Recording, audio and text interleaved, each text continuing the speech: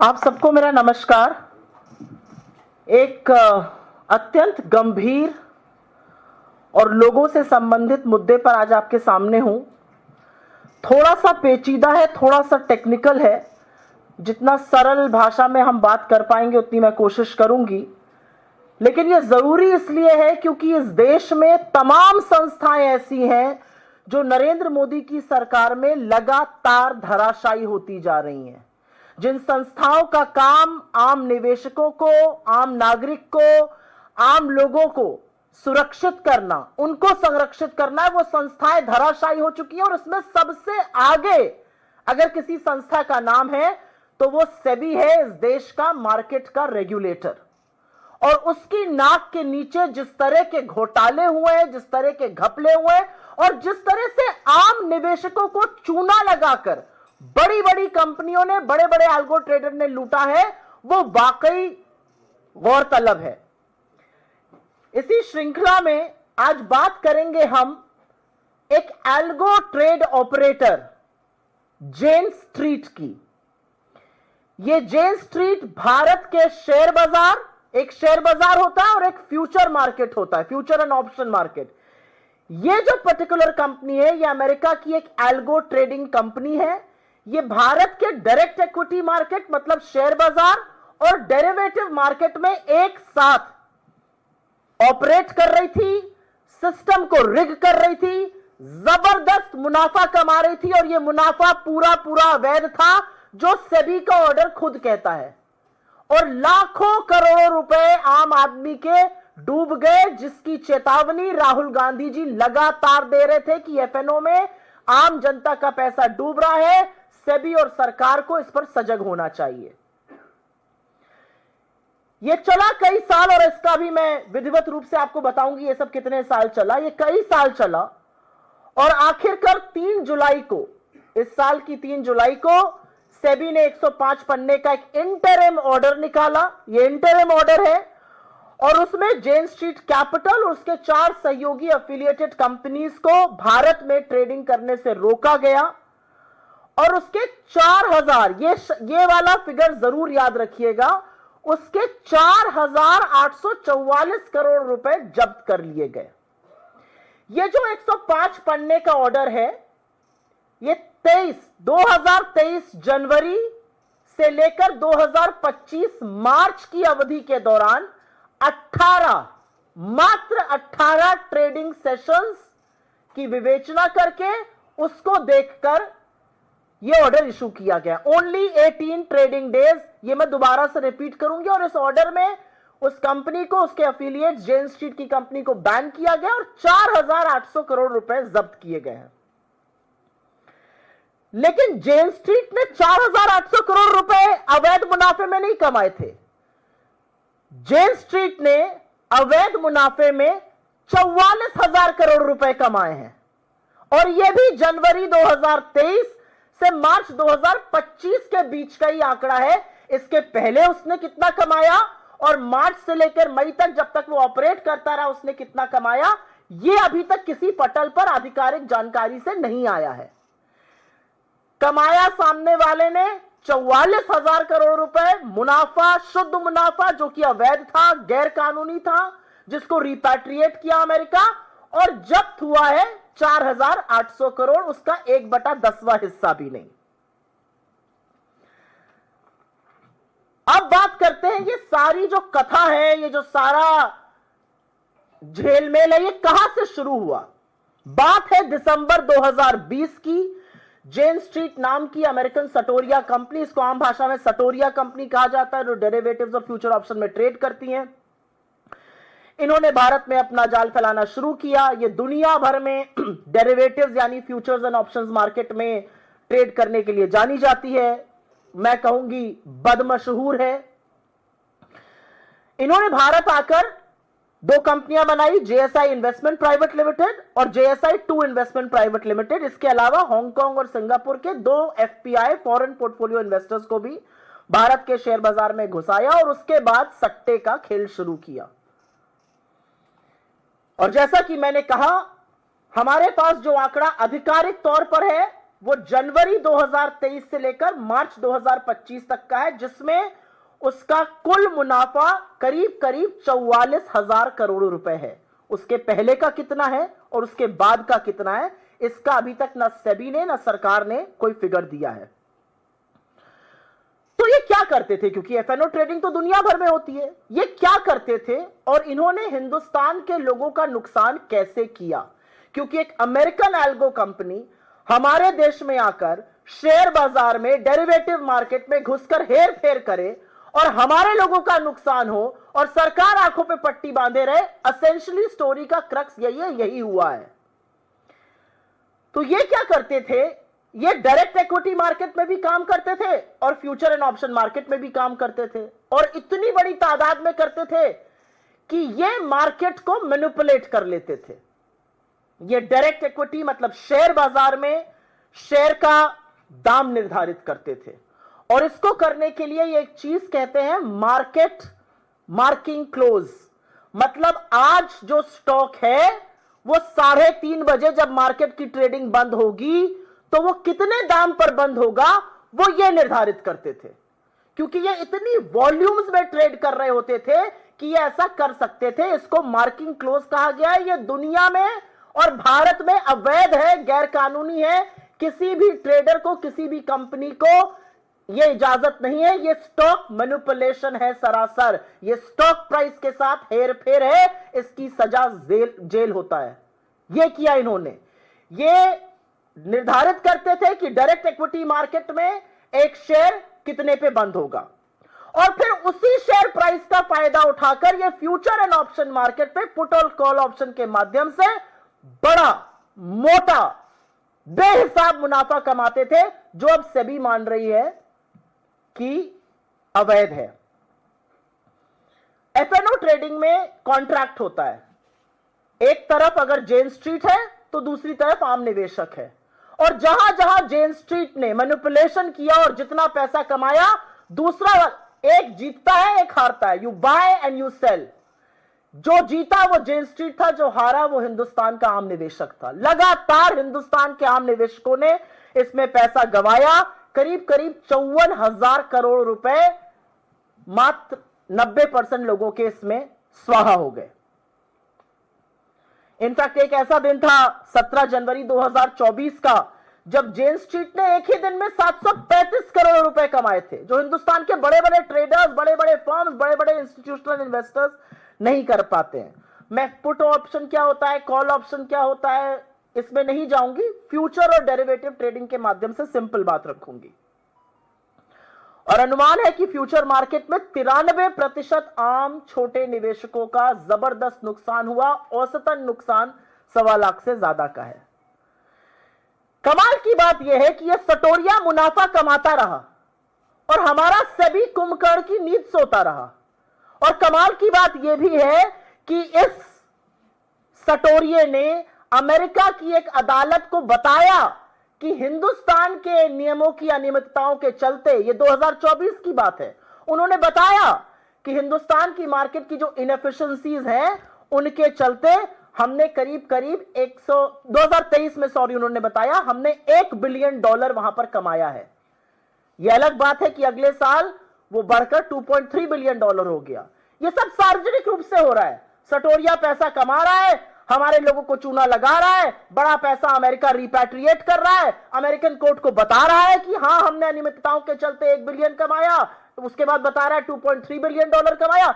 हमारे सेबी की कान पे जू नहीं रेंग रही है। सेबी कोई एक्शन, कोई हरकत नहीं करता है। 2023 में यह मामला सामने आया, 2024 तक सेबी हरकत नहीं करता है, जबकि यह बार बार कोर्ट में जेन स्ट्रीट किसी और मामले में इस बात की को उजागर कर रहा था।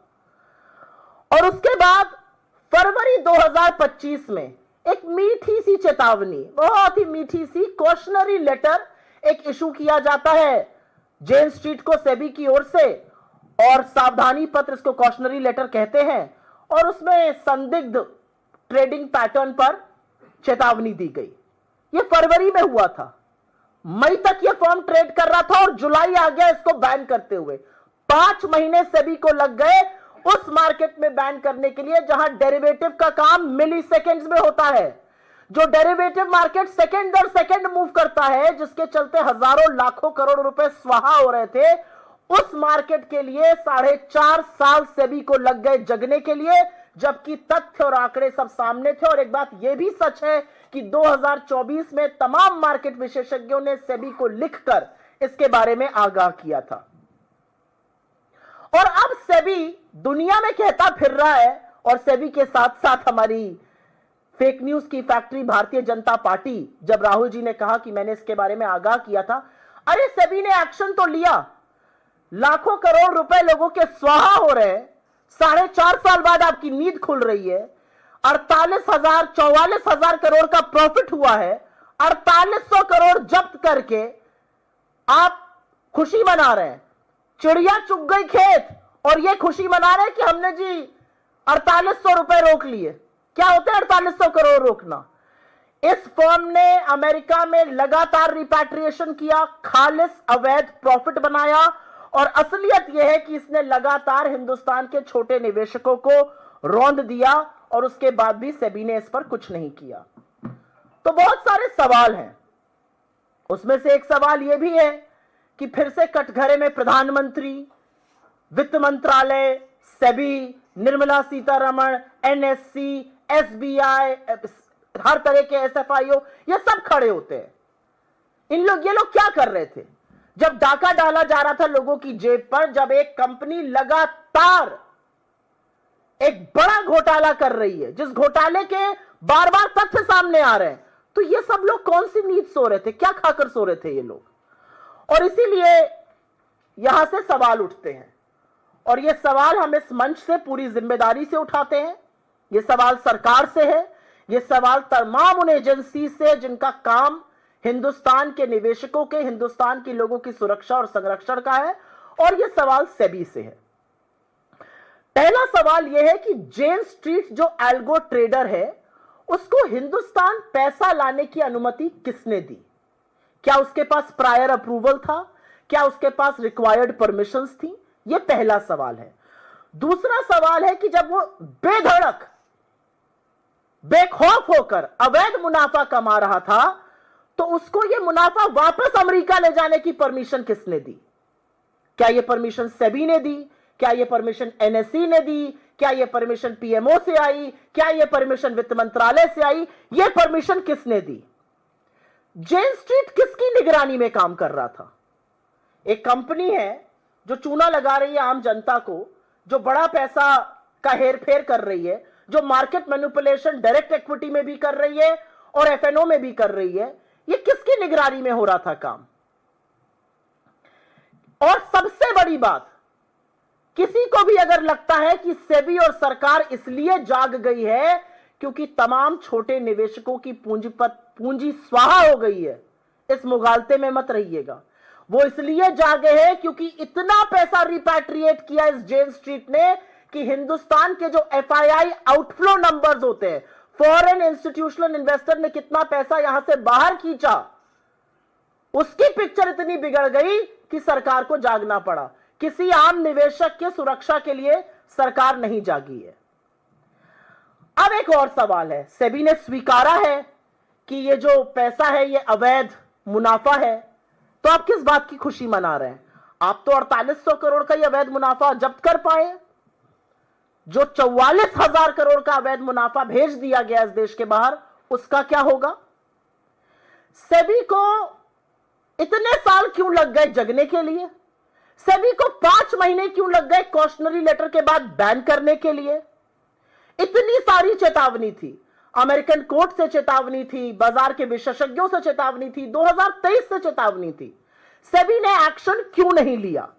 छोटे निवेशकों के ठगने का इंतजार क्यों करते रहे? एक और सवाल है, एक एजेंसी है ना ईडी, विपक्ष का नाम लीजिए, दौड़ी दौड़ी चली आएगी, कोई काम नहीं है। ED, CBI, income tax, FIO, NSC, SEBI, क्या कर रहे थे ये सब? ये कौन सी मिली भगत है? ये सब लोग क्या कर रहे थे? ये क्यों नहीं जाग रहे थे? ये निवेशकों के पैसे के बारे में क्यों नहीं सोच रहे थे? एक एजेंसी बेधड़क, बेखौफ होकर नाजायज पैसा कमा रही है, उस नाजायज पैसे को हिंदुस्तान से निकालकर अपने देश भेज रही है और हमारी किसी एजेंसी को भनक ही नहीं पड़ रही है। एक और सवाल है, आपको याद ही होगा 2024 के चुनाव के दौरान दो लोग स्टॉक मार्केट गुरु बन गए थे, प्रधानमंत्री मोदी जी और गृह मंत्री अमित शाह जी। स्टॉक टिप्स देते थे, पता नहीं आप लोगों ने ली कि नहीं, नुकसान ही हुआ होगा अगर ली होगी। कहते थे स्टॉक खरीद लो, मार्केट बढ़ने वाला है। क्या उनको इस बात की जानकारी थी? क्या वो इसी के बेसिस पर स्टॉक टिप्स दे रहे थे? आज सवाल यह भी पूछा जाएगा। आज सवाल यह पूछा जाएगा कि अगर वो लगातार कंपनी पैसा निकाल रही थी भारत से और हमारा एफआईआई डेटा लगातार बद से बदतर हो रहा था, तो इसके बारे में कुछ क्यों नहीं किया गया? सवाल यह भी पूछा जाएगा कि उस रिपैट्रिएशन को रिकवर करने के लिए हम क्या कर रहे हैं? आपके तो मित्र है ना डोनाल्ड ट्रंप, तो इतना जो नाजायज पैसा हिंदुस्तान का वो बाहर लेके कमा के चला गया, उस पैसे को वापस देश में कैसे लाएंगे? और इस पूरी हेरा फेरी में जो सबसे अजीब और जो सबसे गजब बात है वो ये है कि इस पूरे दौर में एक ही नाम सामने आता है, वो माधवीपुरी बुच जी। उन्होंने तो वो कीर्तिमान स्थापित किया कि ना सिर्फ अपनी आंखों पे पट्टी बांधी, पूरे तंत्र को ही अंधा कर दिया। पहले वो होल टाइम डायरेक्टर थी, वो सेबी चीफ बनी और ये सारा गोरख धंधा होता रहा। तो आज सवाल इस बात का है कि चाहे वो अडानी का महाघोटाला हो, चाहे वो ये घोटाला हो, सेबी का रोल क्या है? सेबी क्या करने के लिए है? सेबी क्यों है इस देश में? और जिस हर बात पर बोलने वाले प्रधानमंत्री, स्टॉक टिप्स देने वाले गृह मंत्री आज चुप क्यों हैं? आज इतना बड़ा एक एल्गो ट्रेडर चूना लगाकर देश के नागरिकों को भग गया है, आप क्या कर रहे हैं? आपकी चुप्पी किसी कीमत पर बर्दाश्त नहीं की जा सकती है।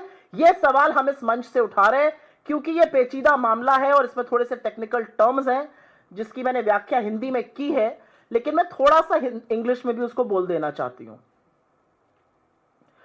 We are today talking about Jane Street, an algo trading firm from the United States, which made massive illegal profits in India, repatriated that money to the United States, and at the receiving end were thousands and lakhs of India's small investors. This is a warning that was issued by Rahul Gandhi ji for several months, if not years now. He constantly cautioned the government and the market regulator about FNO trading, and he said protect and ring fence the small investor, something that both the government and SEBI refused to do. And today we come to you with an interim order issued by SEBI on the 3rd of July, which essentially says that Jane Street Capital and 4 of its associate funds will be barred from the Indian markets, and they have impounded about 4,800 crore rupees. But Jane Street Capital between January 2023 and March 2025 made profits of 44,000 crore rupees. You have not even impounded 1/10 of that money. We don't know how much profit did they make before that. We don't know how much profit have they made after March 2025 because they were operating up until May 2025. That money has been repatriated. How is that money going to come back? Because that is illegal profit according to SEBI's own submission. The story really begins in 2020 when Jane Street began its operations here in India. What Jane Street did very cleverly was to operate both in the direct equity and the futures and options, which is called the derivative market of the country. They manipulated stocks by a phenomena called market closing, which essentially sets the closing price for a stock, an illegal practice across the world and in India. So they manipulated stock prices in the direct equity market, and on the basis of that manipulated stock price, they made huge illegal profits in the FNO market through put and call options. What we now know is that between January 2023 and March 2025, they made profits to the tune of 44,000 crore rupees. Why was SEBI sleeping all along is a question that we will be asking. And that question needs to be asked because Jane Street was operating recklessly, brazenly, blatantly, and at such a huge volume of trade that it could not have missed a single investor or a regulator. Why did SEBI keep sleeping for 5 long years? What was SEBI doing? What is SEBI's job? The reality is that Jane Street was manipulating the direct equity market, it was manipulating the F&O market, and it made a submission before the US courts as early as 2023 stating that due to the inefficiencies of the Indian market, they have profited $1 billion in 2023 and $2.3 billion by 2024 in the Indian markets. Huge sums of that money have been repatriated. This information was in the public domain. In 2024, several market experts had approached SEBI. They had written to SEBI. They had cautioned SEBI against what was happening. SEBI did not do anything about it. It is clearly the infamous era of Madhvi Puri Buch, where she did not just keep quiet, she ensured that the entire institution meant to protect and ring-fence the small investor also went off to deep sleep. The question now is that the Prime Minister, the Home Minister, SEBI, NSE, several agencies meant to protect the investors are now quiet. Why are they quiet? They are quiet when an Adani Maha scam happens. They are quiet when this happens. Who is supposed to ring fence and protect the small investors? The reality is that derivative markets operate on a millisecond basis. It took SEBI 4.5 years to wake up, and it took SEBI 5 months after a cautionary letter to ban this company. And which is why from this very platform, certain very pertinent questions will have to be raised. Who permitted a high frequency algo trader like Jane Street to bring thousands of crores into the Indian market? Which authority allowed Jane Street to transfer its profits out of India to the United States?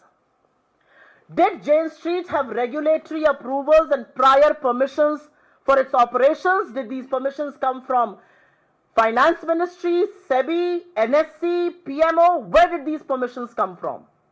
Under whose oversight was Jane Street operating? Isn't it true that Jane Street transferred such a massive amount out of India?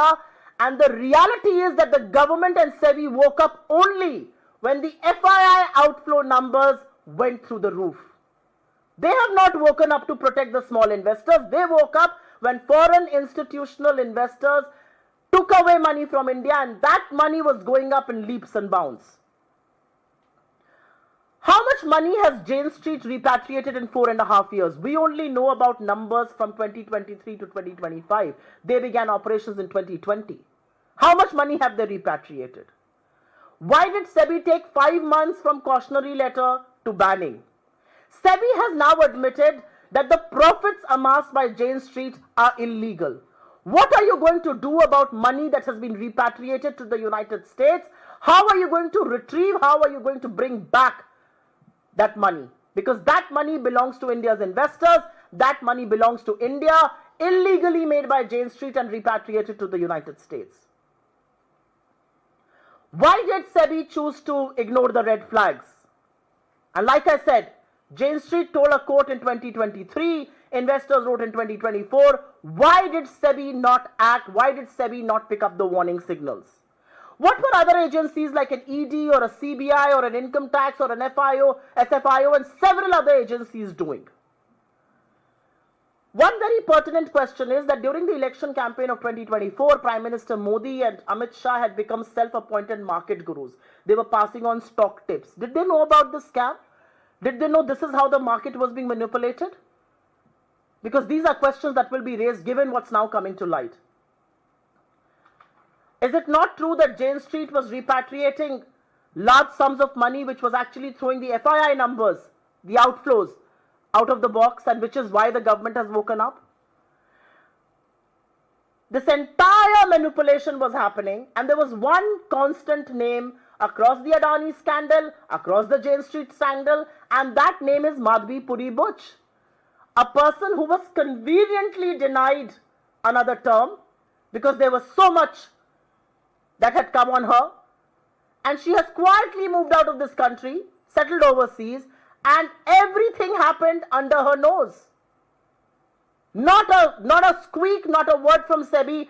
All this while Jane Street was looting India's small investors, and they all chose to keep quiet. And last but not the least, Mr. Prime Minister and Mr. Home Minister like to speak a lot on stock markets. They have deep interests in stock markets. They choose to give stock tips. Why are they quiet today? They cannot be quiet when several thousands of small investors lose crores of money. They cannot be quiet when several of these investors have been looted by one company. Nobody knows who allowed that company to operate. What was the regulatory oversight? How could we miss the warning signals? Jane Street was telling something in the US courts. Why were we not picking that up? There are several things that don't add up, and which is why the question, did this scam happen at the patronage of the government and market regulator SEBI? That's the moot point. आपके सवालों का स्वागत है, मैं सिर्फ इसी पर बात करूंगी। मैम, क्या ये सिस्टम के फेलियर का उदाहरण है कि पूरा जो इतना बड़ा घोटाला हुआ, पूरा सिस्टम फेल हो गया? सिस्टम क्या होता है? 2014 के बाद से, थोड़ा सा विषयांतर हो रही हूं, लेकिन 2014 के बाद से अगर विपक्ष के किसी राज्य में कुछ होता है तो वहां पर हमारे नेता का और वहां के मुख्यमंत्री का चेहरा लगाकर उनकी धज्जियां उड़ाई जाती हैं। लेकिन जब मोदी सरकार और उनके इंस्टीट्यूशन से कुछ होता है तो सिस्टम का फेलियर माना जाता है। मैं आपके सवाल का अर्थ समझ रही हूं कि एक साथ सब कैसे सो रहे थे। यह फेलियर नहीं है, यह पाप है जो हिंदुस्तान में होने दिया गया। एक एल्गो ट्रेडर को नाजायज पैसा कमाने दिया गया, वो पैसा वो अमेरिका भेजता रहा और उसके बाद उसने सबसे बड़ा चूना इस देश के छोटे स्मॉल निवेशकों को लगाया और सरकार ने यह होने दिया। यह सरकार की आंखों के सामने, सरकार की नाक के नीचे, सेबी की नाक के नीचे हुआ है। यह सिस्टम नहीं, यह मोदी सरकार और सेबी का और माधवीपुरी बुच का फेलियर है। 4.5 साल तक यह चलता रहा और सेबी को भनक नहीं लगी। यूएस कोर्ट में बात चल रही है, मार्केट में आपको वॉल्यूम्स दिख रहे हैं, किस तरह से एफएनओ की ट्रेडिंग की जा रही है, किस तरह से डायरेक्ट इक्विटी की ट्रेडिंग की जा रही है। मार्केट के एक्सपर्ट्स आपको चिट्ठी लिख रहे हैं और आपको आपके कान पे जू नहीं रेंग रही है। यह सिस्टम का नहीं, यह पाप सरकार ने, सेबी ने मिलकर किया है। जेन स्ट्रीट को मुनाफा अवैध रूप से कमाने दिया गया और हिंदुस्तान के निवेशकों को लुटने दिया गया।